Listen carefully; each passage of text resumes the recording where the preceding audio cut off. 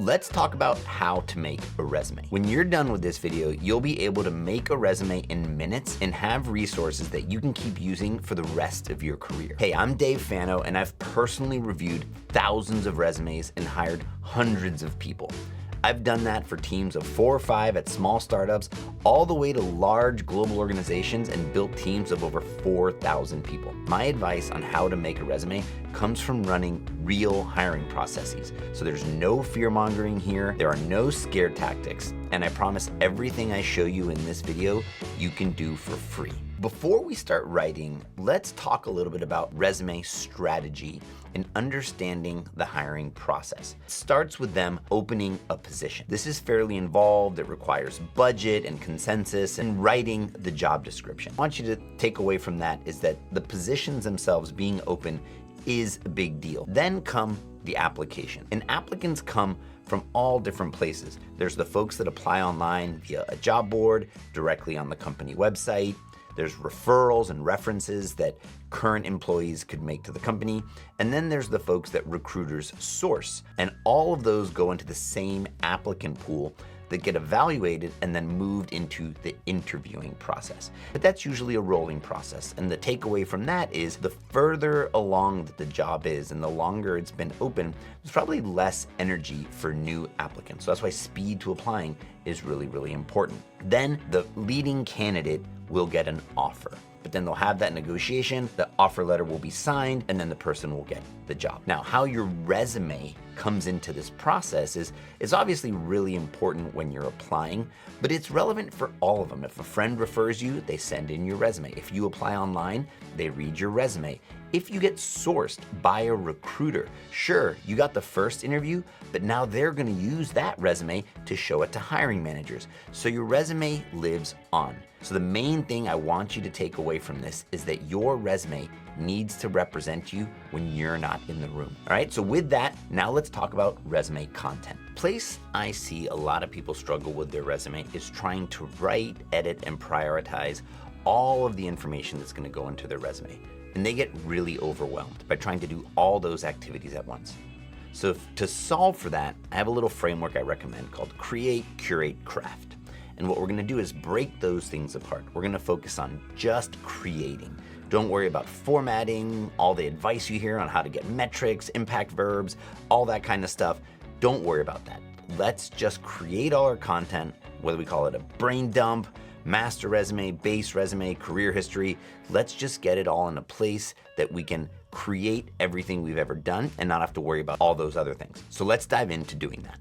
What I recommend you do is start with a document. Here's a template that I've got filled out for you with all the sections and information that you could think about, but it's also fine to just start it from scratch, whether it's a Google Doc, a Word doc, Notepad, Pages, wherever you want. It's just about dumping it all out on paper.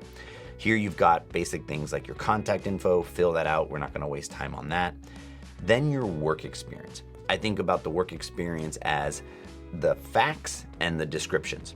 So the facts are the companies you worked at, the positions you had, and their start and end dates. The cool thing is you write this one time and you won't ever have to write it again. Don't lose it, don't forget it, and now it's there. And you can also continue to maintain this as you work at your current job, and so you don't lose these key dates. You know, have all that in there because it's kind of overwhelming to go find it later. Then comes what I call like the descriptive stuff of what you did, whether it's achievements, responsibilities, actual resume bullets, if you have them already. We wanna start to go filling those in. So as an example here, we're gonna say this person was looking for associate product manager positions, and I'll show you a fully filled out sample one, but how do we start to fill that in now? So you can just remember off the top of your mind, like, you know, ran weekly team meetings. You could do something simple like that that's just descriptive. But if you want some suggestions on how to like sort of jostle your memory and find things, here's a couple things you could do. So you could go to any job board. I recommend using Teal's. It's where I work. It's the company I'm the founder of. But you could use Indeed, you could use LinkedIn. We've got a particular feature that I think is pretty cool for looking at jobs. So here we're gonna go ahead and search for jobs. Product manager is very, very broad. So maybe you used a particular tool like Jira. So we have this keyword search. And so any job description that uses the word Jira, now it took it down to 55 jobs. And we're not looking for new jobs here, we're looking for jobs like the ones we had in the past. So I can go to that job, and since every job on this job board is normalized to always do about the position, responsibilities, requirements, and nice to haves, they're all structured the same way. So you can look at these responsibilities and say, yes, I did this, right? You can reshape it. This has obviously got a little bit of JD type language in here, but you could say I collaborated with other teams, maybe not the payment team. So you could use these as inspiration and bring them back over to your base resume and bring them in. And we'll just go ahead and paste that. I'm hitting Command-Shift-V, so I can drop any kind of formatting, but I can just call this with other product teams because I didn't do payments. So modify them and change them a little bit to help you and think about all the things you did. I would aim for 10 to 15 bullets per position. Another thing you could do is use examples. And if you Googled, position examples, you're gonna find a lot of different resources. I'll link in the description, but on Teal's platform, we also have a ton of resume examples, over 3,000 of them. This is the one for product managers. So you can see here, I could go to Associate Product Manager, and it's got examples of bullets of things you could do. So you could come over and say, I did something like this when I was an intern. Let me go ahead and copy that. I'm just doing Command-C on my keyboard, and I'll put in one here. And I know I dropped that I made a little mistake, so we'll put that in there as well. And so, maybe this wasn't a metric I did, and I'll just change it to increased. But this is rough. Don't worry about very specific bullets now. Just get content in here and look for different sources to remind you of all the things you did. And the last technique could be to use AI. You could use ChatGPT, you could use Claude, you could use Gemini, but give it something like, please write 20 things an associate product manager did at a tech company. Give it a little bit of context because it's not going to know the exact company, but I'm intentionally writing it vague like this because I want it to give me ideas. I'm not really looking for resume bullets right now. So did I conduct user research? Oh yeah, I did. How often did I do it? Where did I do it? What kind of research? What tools did I use? Did I use usertesting.com or, did I do it over Zoom? And this whole process is about remembering everything you did and putting as much of it as you can on paper. Now, I say that, don't let yourself get overwhelmed. You can always go back to it. You can always add to it, but it's a great exercise to do this before you dive into writing resumes.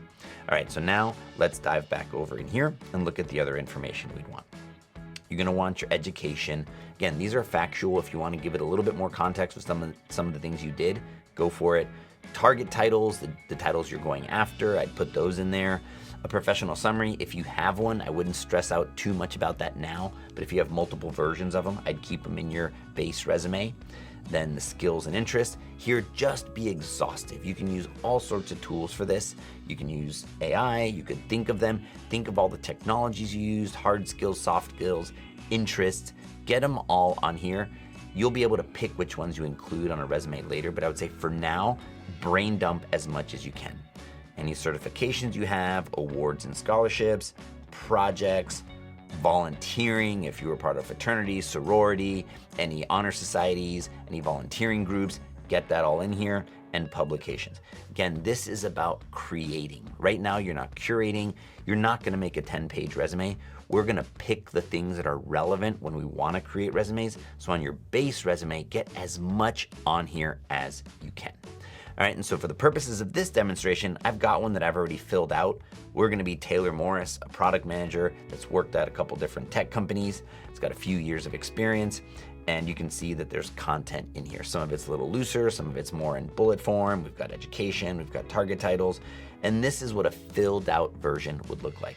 The ones that I didn't use, I just erased them. I could always paste them back in from the template and fill them out if I wanted, but this will be the content that we use going forward throughout the rest of this demonstration. And you can find all of this content in the link in the description if you want to use it. You can use any of these things if you happen to be a product manager, but the blank template you could absolutely use regardless of your occupation. Make a copy of it and start to fill out your base resume. All right, we've covered the create part of the create, curate, craft framework. Now let's focus on curating and crafting. But before we do that, there's a few things I want you to keep in mind. Resumes have a very short amount of time to get a reader's attention. Research has actually shown that you have about 7.4 seconds before the reader decides to move on. The truth is, resumes get skimmed, scanned, and studied. And sure, on average, it's 7.4 seconds, but a lot of resumes get thrown out in under 2 seconds. And if you follow along here, I'm gonna make sure that you're not in that pile. These are folks that are objectively not qualified. Recruiters can tell incredibly quickly if those people are qualified or not. And that's not gonna be you because you're gonna follow this process. So when resumes are skimmed, this is usually 1 to 3 seconds. They are looking for your past titles, and they're looking for maybe the companies and the durations. And what they're doing is they're following what's called an F pattern. They go down the spine and they look at these bolded sections. Now the folks that move on from there are gonna get scanned. And this is gonna be what I call a Z pattern. They're gonna skim around and they're gonna look for particular words. There may be a software that the hiring manager said they care about. There may be particular techniques or tactics or technologies that they're skimming for. But doing it in a keyword-centric way. It's not AI, it's not some ATS, it's a person who's skimming for keywords. And then the folks that get past that get studied. And when I say past, I am talking about humans reading it and kind of mentally moving it in these gates. And then they read the resume. They read it fully. They read all the bullets. They may even go to your LinkedIn profile.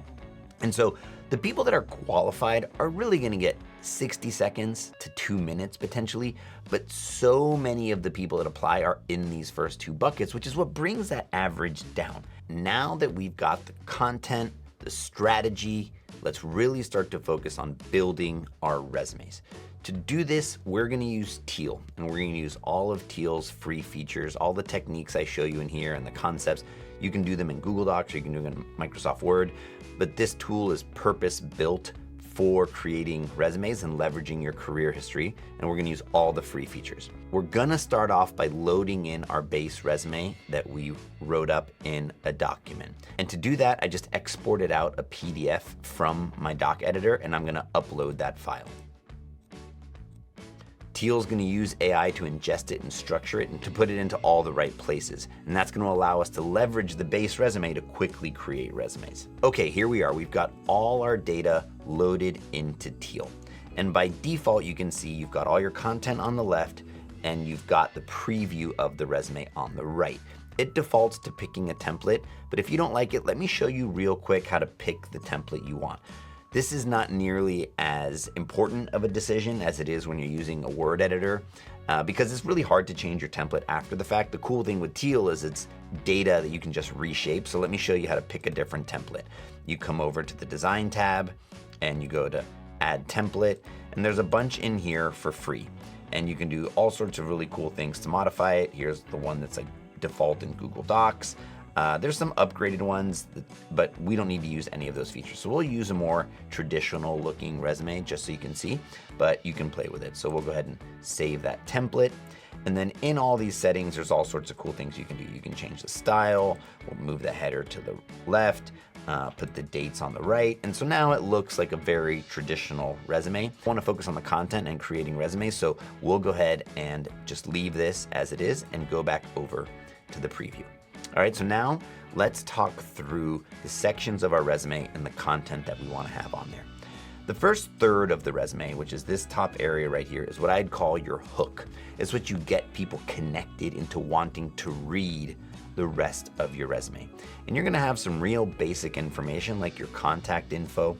What you really need to have on there is your first name, your last name, your email address, maybe a phone number, your city and state if you want, but if you don't want to be knocked out for certain positions, you could leave that off, and a LinkedIn profile. I think those are really important.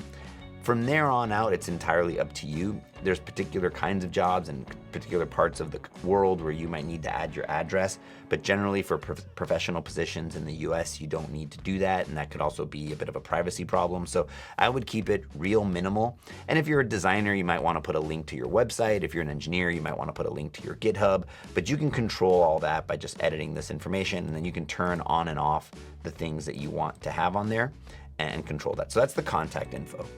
Next is your target title. I love a target title because resumes are sort of facts of the past, and you don't have an opportunity to channel the position you want. Or maybe you worked at companies that used obscure titles.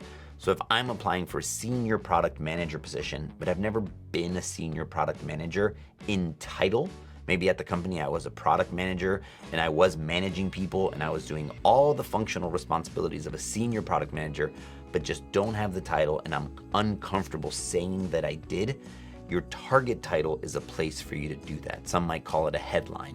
It's where you project who you want to be. You're kind of channeling, this is who I am, and the person reading the resume, it's one of the first things they see when they're doing that initial skim. So it's like, yup, there's the title. Then next is a professional summary. And I love a professional summary. Think of it as your little teaser.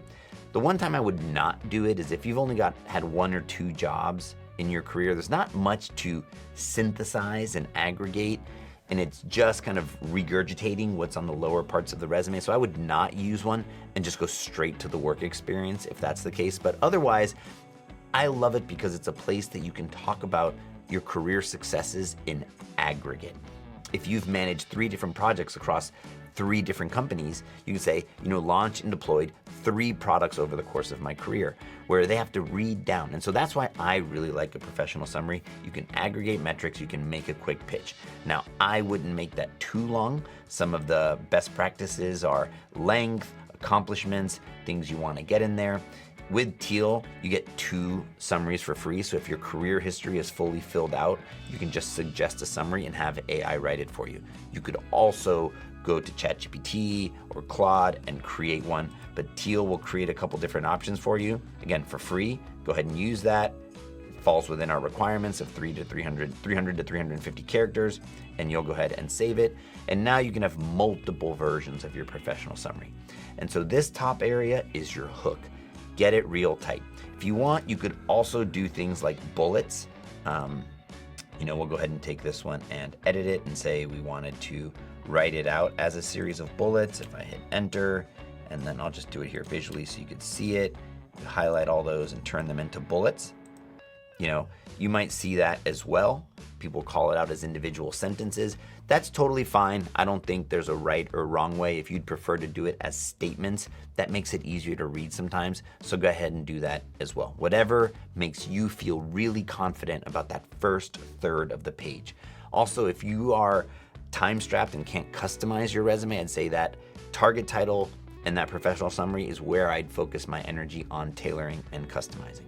All right, let's move on to now what I would call the proof. This is where you show you've got the abilities. We'll go ahead and collapse these, and it's your work experience.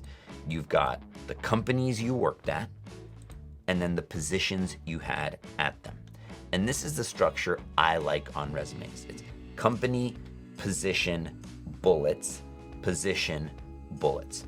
There's a few reasons I like it. You can show the date range at the company, which is going to be the maximum amount of time. What can happen if you start to show dates by position is someone might think you're job hopping. Even though both of these positions were at Spotify, they might just be skimming real quick and be like, oh, okay, year and a half, this person jumps around a lot. Now, one way to account for that is to show your work experience by company, or to show, so then the company gets repeated and what's primary is the position. You could do it. I don't think it's going to cost you the job, but my preference is by company and then the date ranges by company so that you can show that long tenure. One area I would not do that is if I've been at a company for 10, 15 years and I had multiple positions within it, you may want to show the dates because they're at least over 2 to 3 years, which shows some longevity, and then you're showing progression. So if your 10 years in positions are less than 2 years, I would really try to roll that up at the company level. That's how I think about presenting that information. Now, when it comes to the content, the bullets or the resume achievements, I think are where you really stand out and where you shine. And there's various things you can do. But now that you've loaded in all that content from your base resume, you can now start to focus on curating and crafting. What are your better ones? Let's move those to the top. Let's be thoughtful. People read from the top down. Let's make sure that that first bullet is the best bullet. Now, what makes a great bullet? It's gonna have an action verb, it's gonna have keywords, it's gonna be sizable, and you can use Teal for that as well. So let's go ahead and edit this bullet, and we'll run an analysis of the bullet. You get 5 for free. So it's feeling a little bit short on characters and words. It's missing some action verbs. So let's just have AI improve it for us and see what we get. And so it's gonna give us a couple different versions here. Implemented feature tracking. Maybe on this one, I don't want to use metrics just yet, so I could do a version like that, or I could use this one that has some metrics. So I'll go ahead and use that bullet.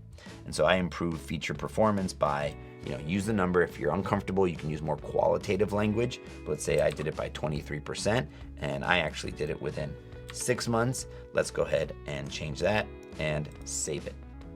And so now that bullet's been updated. And you can go through bullet by bullet and modify them. You get, I think, 10 achievements for free, and you get bullet analysis. So use those sparingly, but they're there for free for you to use, and work through and adjust your bullets. And then the ones that you don't want to use on your resume, just turn those off. And you have them there as a backlog for the future, or if you did want to highlight certain ones on a job you're applying to, you can do that. But you can see that you can start to write and manage the entirety of your career history right here. So if you want to create another bullet, just say suggest some bullets. Now you can start to flush out your career history right within Teal. So let's go ahead and add that. Use that bullet, again, modify it. These are templates and starting places for you. There's a bunch of best practices and guidance built right within the interface over here on the right. You've got examples, you've got prompts. If you can't think of the things you did you save the company money? Did you make the company money? And we even have this more like Mad Lib style with action words to help you construct bullets. So right within here, everything I just showed you is totally free, and you can do that to write great resume bullets. So we'll go ahead and save that, and we've added that bullet. So that's the content. You have your companies. If you did need to reorder them for some reason, you could. I highly, highly recommend what is called reverse chronological order. So your most recent experiences are at the top. There's another resume format called a functional resume where you focus more on your skills. Those are great for career pivoters, but the majority of resumes really should be reverse chronological. Show the most recent thing you did at the top and work your way backwards. That's what people care about, is what was the last thing you did. And that's what I would call the proof that you have those abilities. Now, as you work your way down, all of this is the depth. How do you add more layers to who you are? So your education, include your education. If your resume starts to get long, you can just include your most recent degree. If you have a master's degree, it's implied that you have a bachelor's degree. Only if you're really tight for space. Otherwise, I would include both of those, but you can add that in. You can edit them and add additional information, things that you focused on, but you want to get the organization or the institution, the degree, and the year. That's really the key thing, especially if it's relevant to your occupation. Certifications, if they're required in the JD, absolutely include them. If they're just certifications you've gotten out of curiosities or for learning, I would not include those on my resume.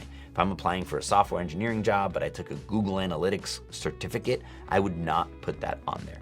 Be curatorial about what you include. Now, have it all in your base resume, log that you did all those things and the dates that you did them, but be selective about what you include on the resume and what you show to the reader. And that same mindset applies all the way down to projects you've done. If you don't need them on there, turn them off. You don't want the resume to be too long. Now, there may also be information that's more relevant earlier in your career. If you recently graduated from school, things like honor societies, sororities, fraternities, those might be helpful. Later in your career, unless you know that there's a connection you're making, don't include those. But again, be thoughtful, be strategic, but you may not have to. And then you've got publications, and the same rules apply. Last here is your skills and interests. And I think this is a real strategic part to a resume. I would not include everything on a resume, but I would have them all in my base resume.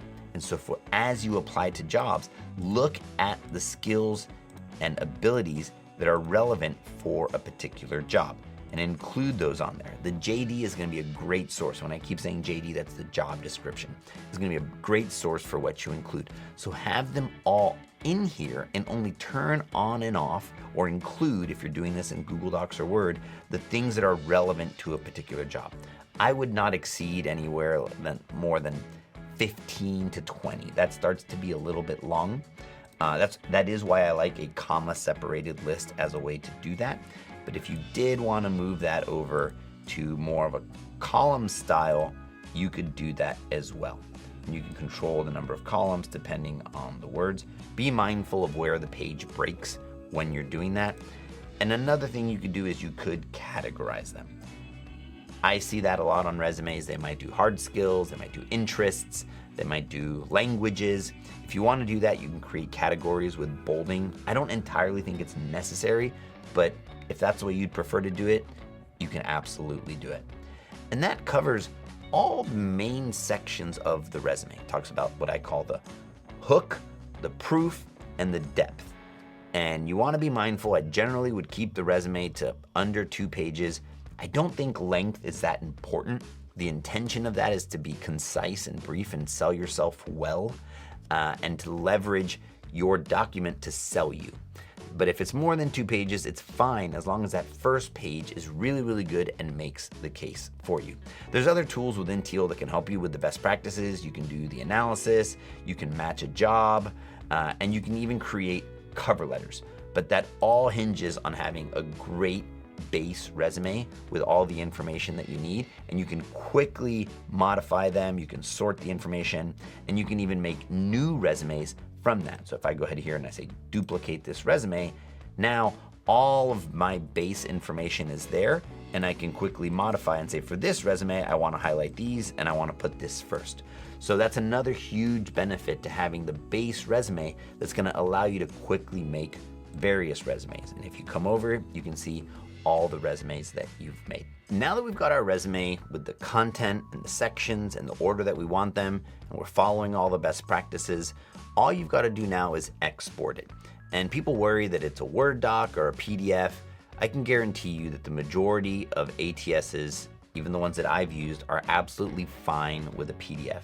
What you really want to worry about is that the PDF is parsable and that it's text versus raster. So if you use a tool like Canva to make a resume, just make sure that when you export the PDF, you can highlight and select all the text. Let me show you what I mean by that. So here I'm gonna export out the resume. Teal will do a quick check for me, make sure I'm missing any sections. Let's go ahead and export, and we'll open up that PDF. And now if I click and highlight, you can see it's all selectable text. If this was an image, it would probably start to drag and you can't select the text. That means it's parsable. That means the text can be read by a computer. There's also OCR, which is optical character recognition, and a lot of things can actually read the text even if it's an image. But some of these ATSs are fairly old technology, so you never know. So that's what I would look for. Any tool that you're using when you export out a PDF is, can you highlight and select the text? And now that you've got the PDF, this is what you can use to apply to jobs.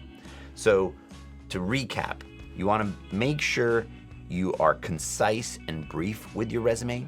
Make sure you separate the process out of creating, curating, and crafting. Get all the ideas on paper. Then be really mindful about how you curate that information and craft it perfectly before you export it out so you can apply to jobs. Keep it concise, keep it brief, share it with some friends for feedback. And then if you do all that, you will be bypassing that skimming and scanning pile and going straight into the studied pile. If there's anything else you'd like to see or learn about as it relates to resumes, please let me know in the comments.